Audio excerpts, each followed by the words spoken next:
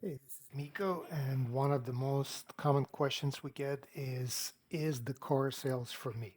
So I'm going to try to break it down in the simplest terms and the most important things about the car sales, specifically in Northern America. Let's start with the negative. So the biggest thing that you have to be ready for is the schedule. Schedule meaning the hours that you're going to be working. It's the weekends, it's the inconsistency, and it's also the constant stress of missing out if you're not working. So, uh, for example, my last car sales job, the dealership was pretty lenient. I had my own schedule more or less, but still, it's impossible to get Saturdays off on a consistent basis. Maybe like once a month, maybe a couple of months, and then you're going to be stressing out that you're missing out the best, the busiest day of the week because you're not going to be paid for those sales. Sundays are really hard to get. Then let's say even if I have my schedule from 9 to 5 or 9 to 6, and the customer comes in at 5, well, you have the choice. You can give away half of your commission, or you have to stay until the deal is done, right? So the your schedule that ends at 6 suddenly becomes it ends at 9, which the effect of this, you might, if you're young and you're single, that's totally fine, right? Retail, whatever, everybody works these hours. But if you want to have a family, if you want to have plans after work, that's another thing, right? You want to buy tickets, let's say Saturday night concert, you're thinking, well, 8, that's pretty normal. Dealership closes at 6.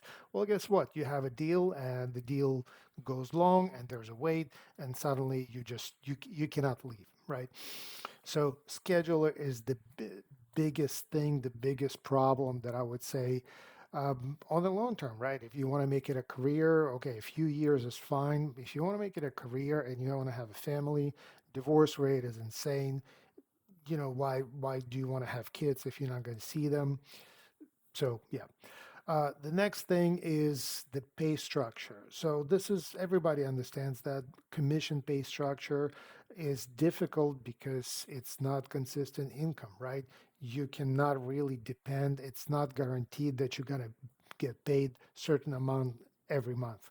Things can happen, and it's not really such a big deal if you find the right dealership that doesn't mess with you on the pay plan. Money will come, right? So as long as you plan it, so like what's the minimum you're gonna get? Selling 10 cars, if you have minimum training and minimum work discipline, selling 10 cars should be fine. But figure out your pay plan and figure out if 10 cars will be enough for you to survive. Whatever's on top of that is gravy. I have a separate video that I posted a couple months ago about the pay plan, how to read and different kinds of pay plan. So to understand what a pay plan is watch that video. But yeah, pay schedule, pay structure could be difficult, and comes to another point that dealer owners, and dealer groups, it's not their biggest concern is that you get a lot of money, right? The biggest concern is that they get a lot of money, and they actually actively try to reduce the percentage of commission paid out.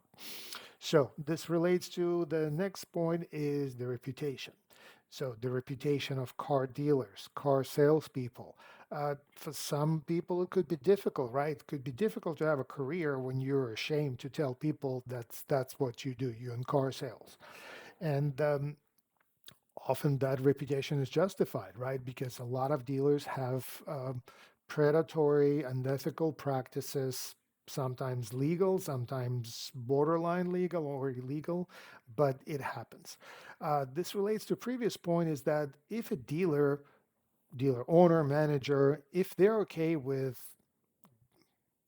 scamming, basically lying to their customers, assume that they're going to be okay about scamming you as a salesperson, which means that you have to be very diligent about reading your pay plan, understanding how it's structured, that it's not predatory, that you actually follow and see that they don't mess, like it's a complicated thing, but if you get paid on a profit, there are ways sometimes dealers move that profit around or just hide it from you, and you're supposed to get paid, let's say, 25% of $2,000 profit, and suddenly that 2,000 profit goes away, and on books it becomes $500 profit because they moved it somewhere else and they're just not going to pay you. Promises, right? A lot of them, when you interview, they say, yeah, yeah, you're gonna make six figures. You're gonna make we people make 200,000 and 300,000. Well, if it's not on paper, it's just an empty promise, and yeah, that happens a lot. Plus, going back to the schedule, it costs them nothing to keep you there more and keep you there longer. It costs the dealership nothing to make you move cars or in snow states to shovel snow because you're paid on commission and they don't pay you minimum wage. So it's basically wage theft, but it's pretty normal for a lot of them. So the next point, again, logically ties into the previous one, is the kind of management and the people you're going to be dealing with. Uh, it's either going to be a corporate structure and you have all the specifics of corporate dynamics, or it's going to be privately owned and then it's just Wild West. Wild West meaning that the owner could be a really nice guy, but suddenly something happens and it goes off the rails. Or people have mental issues. I literally know an owner with pretty much verified brain damage from previous career. Let's say owner passes away and the dealership goes to his wife, and his wife may be not really equipped to handle the business or deal with people, right? That's, to say it mildly.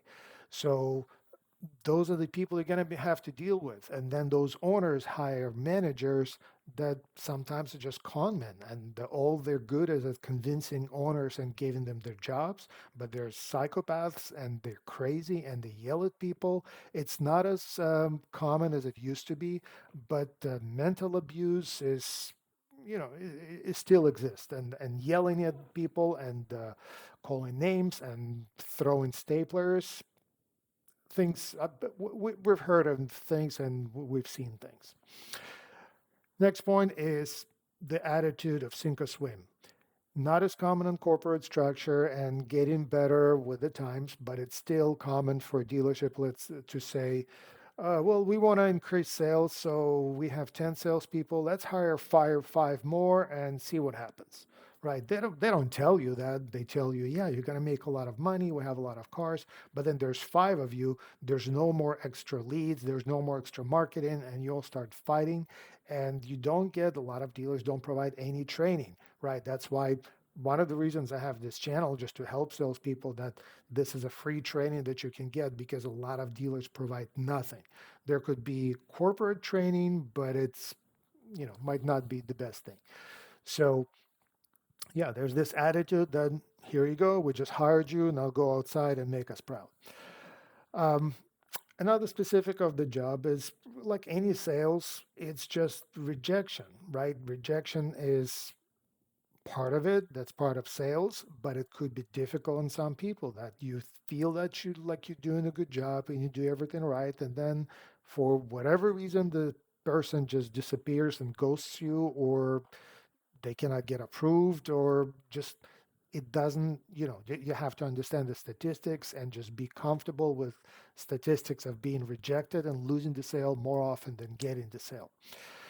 um, Last point on my list is instability. Going back to the ownership, right? The owner can pass away or can go crazy, or they can sell the dealership to a different group, and that group is going to bring their own managers, and the group can bring their own payment plan. And suddenly you go from 150,000 to 70,000 when you sell the same amount of cars. That can happen. Market fluctuations affect any sales, but specifically car sales. I was in sales in 2008, and it was difficult.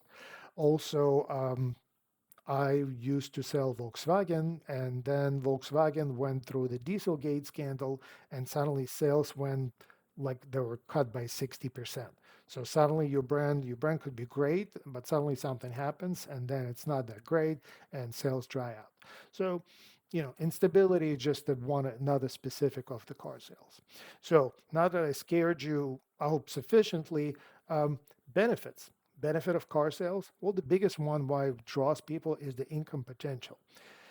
It is true, right? You can make when they promise you, make you those promises about the 200,000 that you can make. Yes, you can make a lot of money. You can make a lot of money with any brand, almost any dealership. If you're really good in what you do and you approach this as a professional, you can make a lot of money.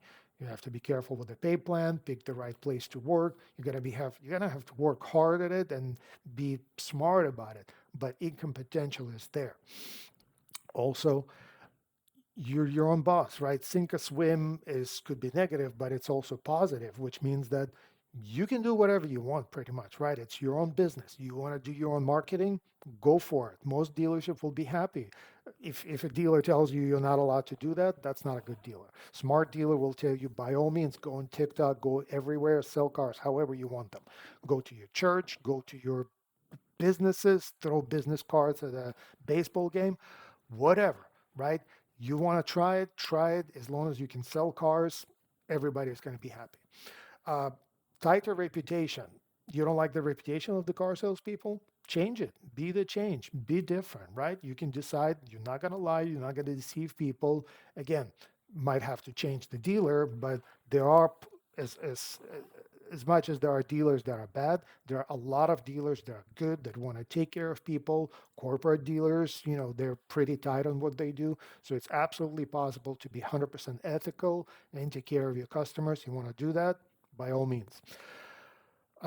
No education requirements, right? How hard it is these days without college degree. Even college graduates are struggling to find jobs. So what happens if you don't have good education? Well, guess what? Car sales, nobody really cares. And not just education, but other requirements. Yeah, a lot of states, you have to do background check more or less. You have to get some kind of license. There are drug tests, but I'm not going to get into it, but it's very easy. I've seen drug addicts, I've seen people with criminal history. For immigrants, right? Um, this is English is my third language or whatever. I've seen salespeople that barely speak English, but they succeed. They have their own community, or they manage to sell people, to sell even English speaking people. They manage to do their job without barely speaking English. It's possible. Just get the job, convince the the managers that you can do that, and you can do it. And lastly, a couple of misconceptions that we see a lot from people that are considering sales. The biggest one is, well, I love cars, so I want to sell cars. This is the worst thing you can do. Okay, everybody, it's a known thing.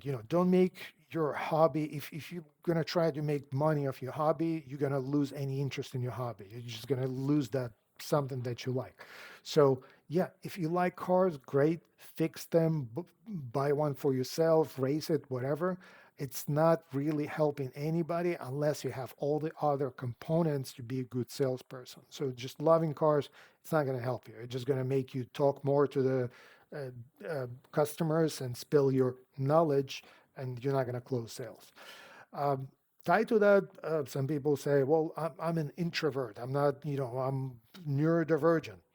Totally fine, right? It's actually could be your benefit that you neurodivergent people, they're better at learning how to structure, right? They can learn how to approach the process because they don't just go with the flow. They don't have the flow, right? They need the process. So if you have the process, you can be better at it. Also, if you're an introvert, you're going to be talk less, you're going to be speaking less, and the less you speak, the more you listen, the better you will be in sales. And lastly, the misconception is that commission, right? It's not, yes, there are dealers with bad pay plans. And again, watch my previous video about the pay plan.